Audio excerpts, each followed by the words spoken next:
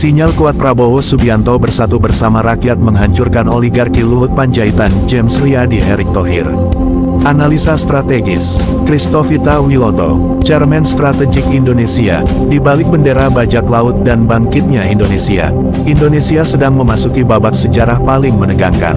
Di balik gemerlap panggung politik, ada pertempuran sunyi antara rakyat yang rindu keadilan dan jaringan oligarki yang mencengkram negeri ini puluhan tahun.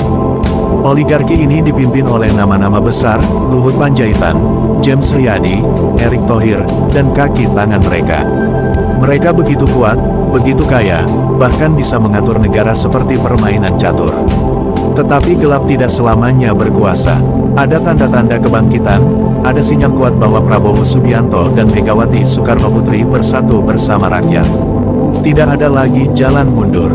Mereka bersiap melucuti cengkeraman oligarki ini. Lalu, muncul tanda-tanda aneh, bendera bajak laut One Piece berkibar di mana-mana. Netizen bingung, pemerintah resah, tetapi rakyat tersenyum. Mereka tahu, ini bukan sekadar tren. Ini adalah kode perlawanan terhadap tirani. Kronologi lengkap bersatunya Prabowo dan Megawati. Tanggal 18 Oktober tahun 2024 Prabowo resmi dilantik menjadi Presiden Republik Indonesia. Di hari yang sama, Megawati memberi pesan tertutup, kita akan bersama untuk selamatkan negeri. November tahun 2024 pertemuan rahasia di Toko Umar. Prabowo dan Megawati bertemu empat mata. Mereka sepakat, oligarki harus ditumbangkan sebelum HUT ke-80 kemerdekaan Republik Indonesia, tanggal 17 Agustus tahun 2025. Desember tahun 2024 Megawati menahan beberapa kader PDIP agar tidak ikut arus oligarki. Pidatonya keras, jangan gadaikan negara ini untuk uang. Januari tahun 2025 Prabowo mulai memerintahkan investigasi rahasia terhadap bisnis tambang dan proyek besar yang terkait Luhut dan jaringan oligarki. Rahasia besar, Jokowi asli telah wafat. Fakta ini selama berbulan-bulan hanya menjadi bisik-bisik. Tetapi sinyal-sinyal kuat datang dari orang-orang terdekatnya. Jokowi asli wafat pada akhir Desember tahun 2023, namun publik tidak diberitahu.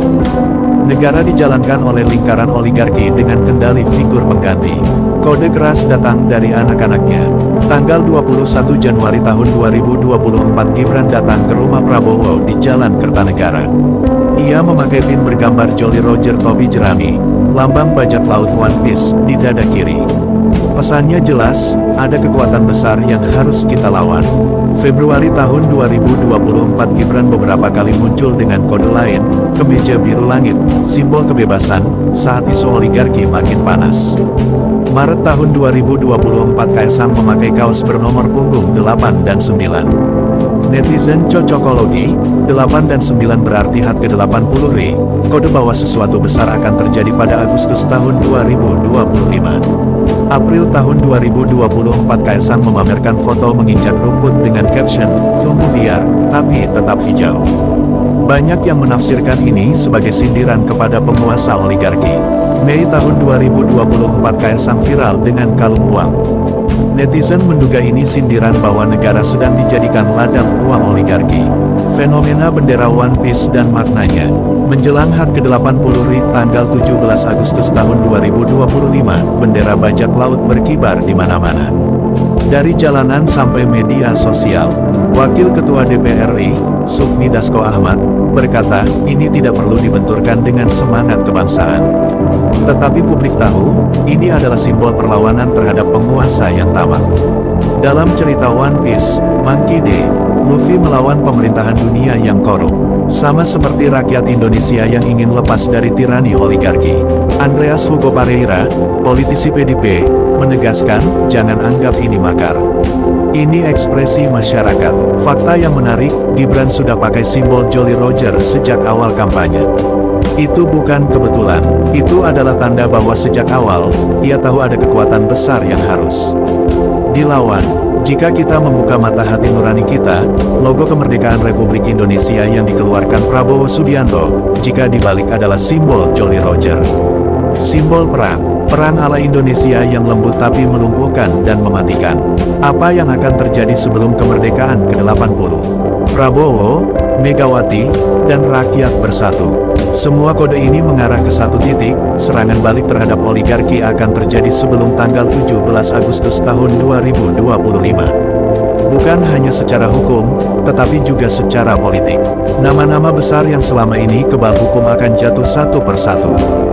Firman Allah tentang peristiwa ini, Yesaya 10 ayat 1-3. Celakalah mereka yang membuat rancangan yang jahat dan orang-orang yang mengeluarkan ketetapan kelaliman, untuk menghalangi orang-orang lemah mendapatkan keadilan dan merampas hak orang-orang sengsara di antara umatku, supaya para janda menjadi rampasan mereka dan anak-anak yatim menjadi jarahan mereka. Apakah yang akan kamu perbuat pada hari penghukuman dan kebinasaan yang datang dari jauh? Kepada siapa kamu akan melarikan diri untuk mendapat pertolongan, dan kemanakah kamu akan meninggalkan kekayaanmu? Firman ini mengingatkan bahwa oligarki yang merampas hak rakyat tidak akan lolos dari hukuman Allah. Arahan Tuhan Yesus Kristus untuk Indonesia. Tuhan Yesus berkata, Matius 5 ayat 6, "Berbahagialah orang yang lapar dan haus akan kebenaran, karena mereka akan dipuaskan." Arahan Tuhan jelas, rakyat harus lapar dan haus akan kebenaran. Jangan diam, pemimpin yang dipilih Tuhan harus berani, meski lawannya besar. Semua orang percaya harus bersatu dalam doa, bukan saling mencurigai. Hancurkan sistem yang jahat, tapi jangan benci orangnya. Benci kejahatannya, bukan manusianya.